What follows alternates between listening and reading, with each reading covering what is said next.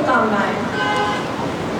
मैं देख रही हूँ पेरेंट्स बाहर वेट कर रहे हैं अपने अपने चिल्ड्रंस को लेकर के जाने के लिए। थोड़ा सा समय मैं और लेना चाहूँगी आपका। कार्यक्रम लगभग समापन की ही ओर है और 5 मिनट मैं आप लोगों के और लेना चाहूँगी। ले सकती हूँ? भाई मैं पेरेंट्स से पूछ रही हूँ क्या मैं ले सकती हूँ इतना समय और? चलिए, धन्यवाद। एक कविता मैं आप लोगों के सामने प्रस्तुत करने जा रही हूँ जो मेरे ही पिताजी के द्वारा रचित है, वो मैं आप लोगों के सामने प्रस्तुत करने जा रही हूँ। इसकी 8 लाइनें। चले ढेरों गए दुनिया छोड़कर यूं ही, चले ढेरों गए दुनिया छोड़कर यूं ही, वतन पर मर मिटे जज्बा लिए यूं ही। न थी चिंता कभी न परवाह नहीं होगी, न थी चिंता कभी न परवाह नहीं होगी, देश पर मर मिटने की दास्तां बन गई होगी। अभी आप लोगों ने एक वीडियो देखा, उसमें आप लोगों ने भगत सिंह के बारे में इतना अच्छा एक ये गीत सुना। तो ये वही लोग हैं कि देश पर उनको न थी चिंता कभी न परवाह नहीं होगी, देश पे मर मिटने की दास्तां बन गई होगी। जहां देश के प्रति घना अनुराग पलता हो, अनुराग मीन्स प्रेम, देश के प्रति इतना प्रेम है कि हंसते हंसते बलिदानियों ने अपने प्राणों को निछावर कर दिया देश पर। जहां देश के प्रति घना अनुराग पलता हो, मस्तक पर माटी और बदन पर बासंती चोला हो, मस्तक पर माटी और बदन पर बासंती चोला हो, उस सरहद को जालिमों तुम छू नहीं सकते जहां बेदी पर चढ़ते लाहिड़ी व अशफाक उल्लाह खां, जहां बेदी पर चढ़ते लाहिड़ी व अशफाक उल्लाह खां।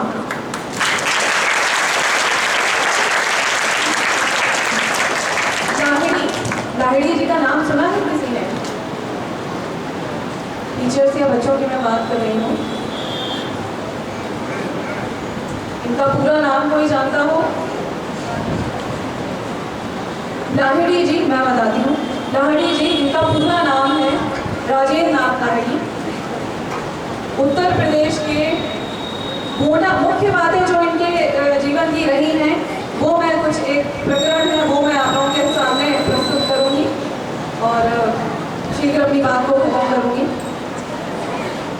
उत्तर प्रदेश के गोंडा जिले का जो कारागार है और उसका जो फांसी गृह है, जहां उनको फांसी दी गई थी, वहां उनको क्रांतिकारी महानायक का स्थान प्राप्त है।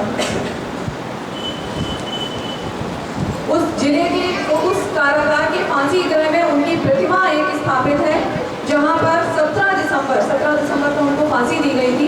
तो 17 दिसंबर को वहां पर प्रत्येक वर्ष उनकी प्रतिमा के सामने यज्ञ होता है और एक पूरे जिले में एक राजकीय माहौल होता है।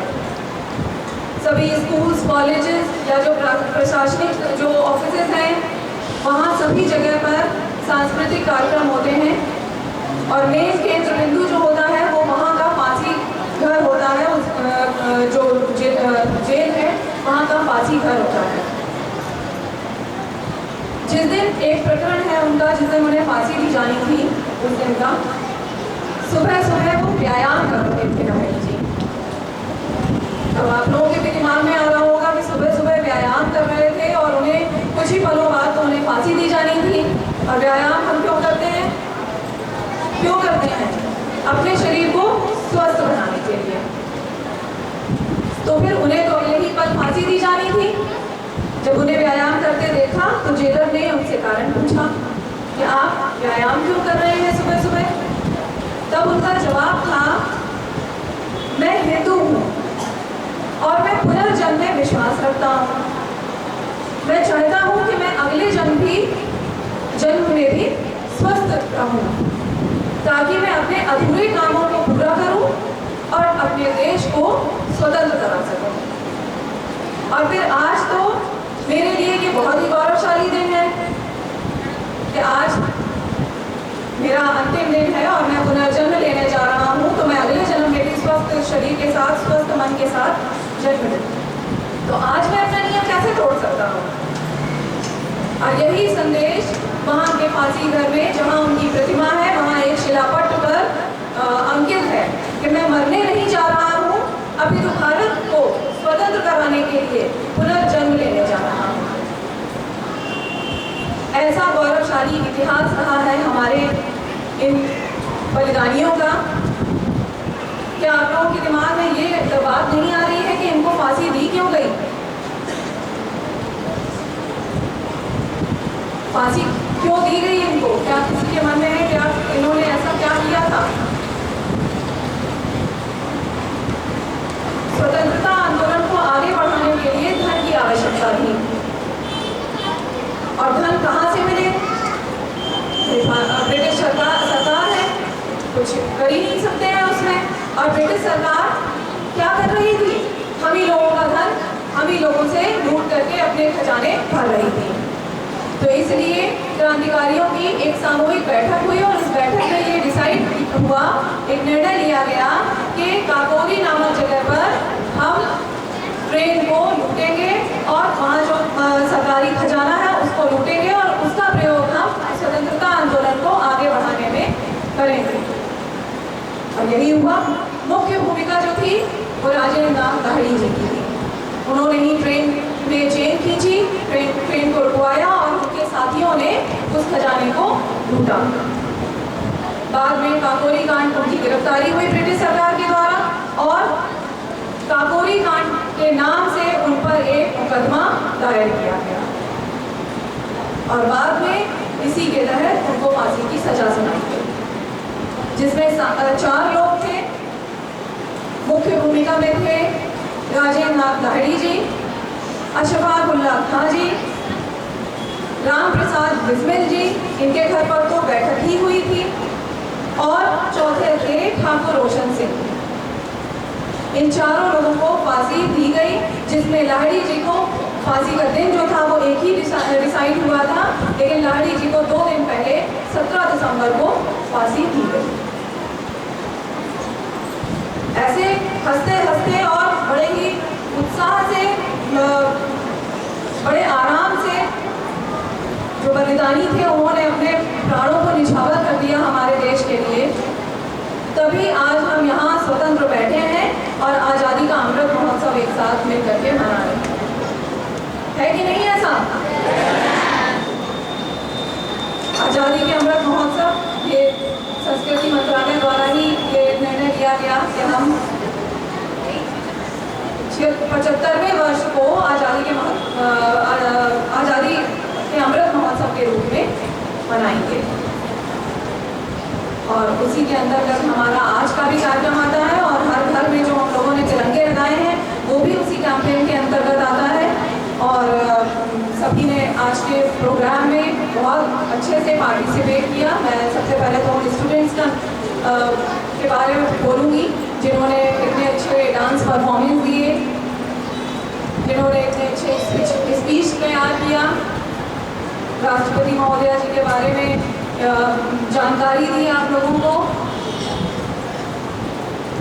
और इतने अच्छे गीत प्रस्तुत किए। उन टीचर्स को भी मैं बधाई दूंगी जिन्होंने इतनी अच्छी परफॉर्मेंस जो है इन बच्चों को तैयार कराई। और एक बार इन सभी पार्टिसिपेंट्स जो स्टूडेंट्स थे उनके लिए जोरदार तालियां।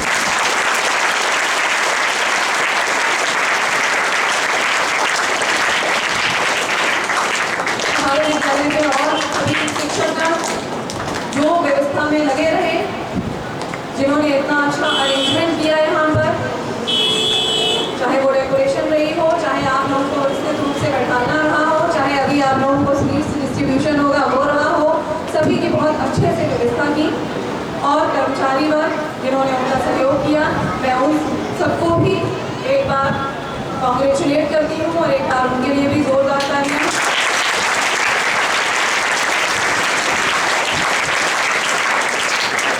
हमारे विद्यालय के प्रबंधक महोदय जी, जो कि कोई भी प्रोग्राम हो, कोई भी क्षेत्र हो, चाहे वो पढ़ाई से रिलेटेड हो, चाहे सांस्कृतिक कार्यक्रमों से रिलेटेड हो, हमेशा हम लोगों का मनोबल बढ़ाते हैं, मोटिवेट करते हैं, चाहे वो बच्चे हों और चाहे टीचर्स हों।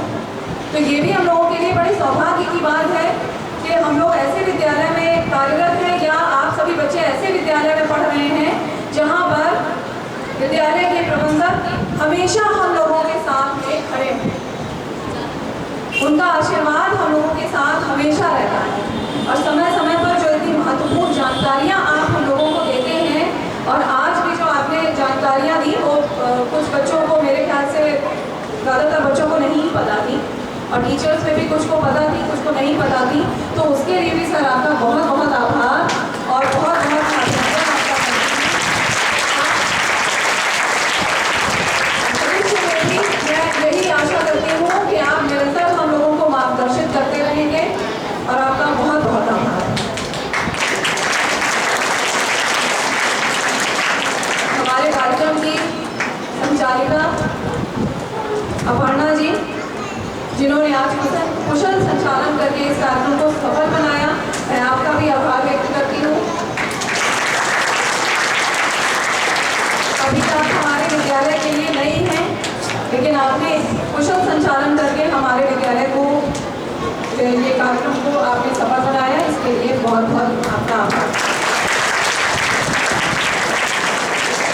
सभी स्टूडेंट्स अपने क्लासरूम में जाएंगे,